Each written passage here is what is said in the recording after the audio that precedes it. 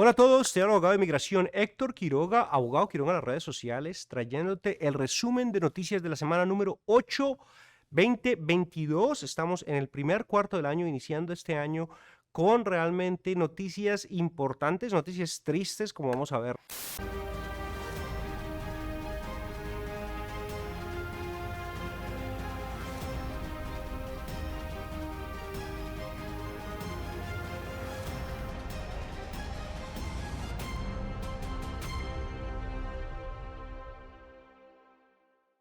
La primera noticia de esta semana es la gran conflicto armado que se está presentando en Ucrania. Me parece importante que de todas formas lo miremos. No es realmente una noticia migratoria que yo pueda decir, esta noticia afecta directamente la legislación migratoria. Sin embargo, afecta de una forma indirecta a lo que son las Fuerzas Armadas de los Estados Unidos, las personas que van a poder hacer un parole in place, qué tipo de movimiento van a hacer las Fuerzas Armadas y cómo puede afectar a nuestra comunidad, a las personas emigrantes que están en las Fuerzas Armadas. También nos va a afectar de una forma más directa, que es la economía del país. Se están dando informes económicos que puede llegar a $7 un galón de gasolina, que va a afectar bastante la economía y la inflación en el país. Ya estamos mirando índices de inflación muy altos. Lo que queremos decir en este momento es que de todas formas Estados Unidos quiere persuadir a Vladimir Putin, el presidente de Rusia, en desistir su ataque en Ucrania. Sabemos que están intentando convencerlo, pero claramente se están mirando de todas formas algún tipo de presión desde un punto de vista político, algunas sanciones hacia Rusia para que desista en esta invasión. Vamos a ver si de todas formas esto llega a ese nivel. De todas formas, la clase blanca está siendo altamente criticada por la falta de decisión y de todas formas de comando de la situación, en donde no ha habido ningún tipo de movimiento realmente estratégico o militar según la misma Casa Blanca. Entonces, vamos a ver qué pasa. Voy a seguir anunciando y diciéndoles cómo puede afectarnos a nosotros. De todas formas, hay que rezar por la paz mundial. Sabemos que otro conflicto armado no es algo que beneficie a nuestra raza humana, y me parece importante que tenemos que saber que con la violencia no llegamos a ninguna parte. Entonces, esperemos, vamos a estar hablando de esto, cómo se va a estar desarrollando en las siguientes semanas. Segunda noticia viene desde el estudio de los estudiantes activistas que presentan muy buena información económica con respecto al impacto económico que tendría la reforma migratoria en Estados Unidos.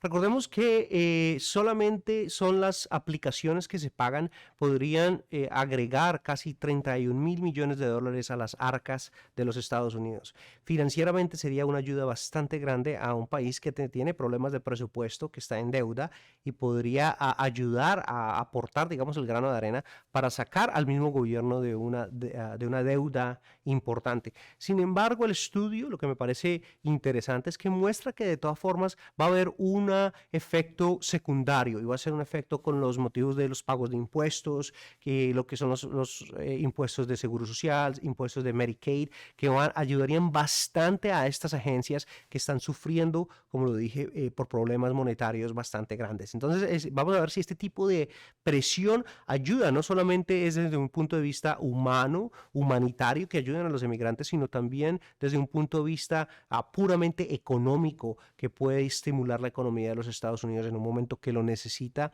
de una forma muy fuerte.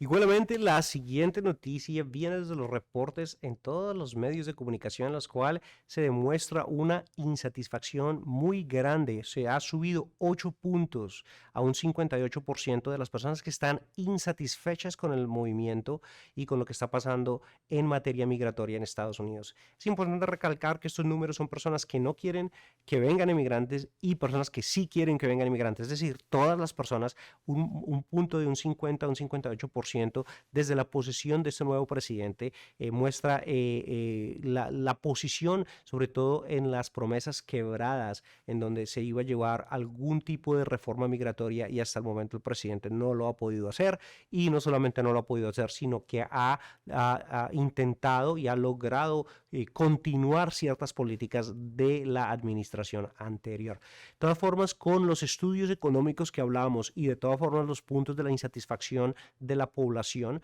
Esperamos que esto lleve al presidente a llevar una mano dura con respecto a la reforma migratoria que tanto se ha prometido. Las preocupaciones en este momento continúan con los problemas de Ucrania, que puede quitarle el foco de migración al gobierno y dárselo al foco de un problema internacional. Esperamos que eso no sea así. Vamos a seguir contándoles cómo se desarrolla realmente la reforma migratoria, si va a llegar al punto que nos prometieron. Siguiente noticia viene desde UCIS. Director Alejandro Mayorkas hace una propuesta importante a nombre del presidente, y es cambiar la perspectiva de lo que es la carga pública, la definición de lo que es la carga pública, restringirla muchísimo más. Esto de todas formas es importante porque, como sabemos, el presidente anterior utilizó la carga pública para negar muchísimas personas que querían acceder a un beneficio migratorio. Recordemos que la carga pública sí está codificada en la ley, en el título 8 de los Estados Unidos, que es el título de inmigración y de naturalización. Allí se dice que si una persona va a ser una carga pública de los Estados Unidos y no puede comprobar que no va a poder subsistir por sus propios medios, va a tener diferentes requerimientos y en cierto punto va a ser encontrada como inadmisible. Si la persona es inadmisible, no puede acceder a ningún tipo de tarjeta de residencia, o no puede realmente acceder a otros tipos de beneficios migratorios importantes.